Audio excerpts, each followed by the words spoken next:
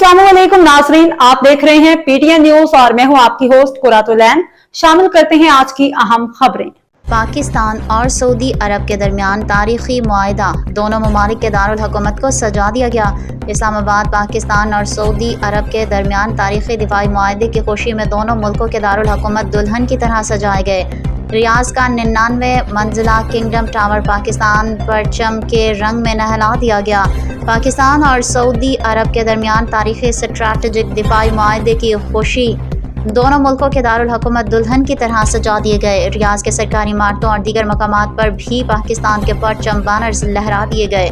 इमारतें सब्ज रोशनियों से जगमगाती नजर आईं। इस्लामाबाद को भी हंगामी तौर पर दिलकश अंदाज में सजाया गया। सीरिया का अमला रात गए तक शहर को सजाने में मसरूफ रहा।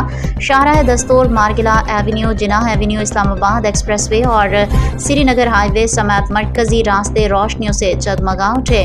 Diplomatic enclave, parliament house, supreme court, वज़ीर आज़म हाउस और ऐवान सदर को भी दिलकश लाइट से मुज़य्यन किया गया।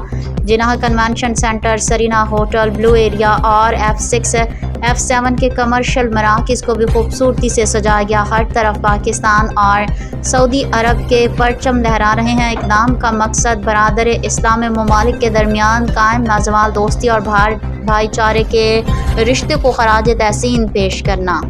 न्यूज स्टूडियो से फिलवक्त के लिए इतना ही। मज़ीद खबरों और अपडेट से बाखबर रहने के लिए देखते रहें पीटीएन न्यूज।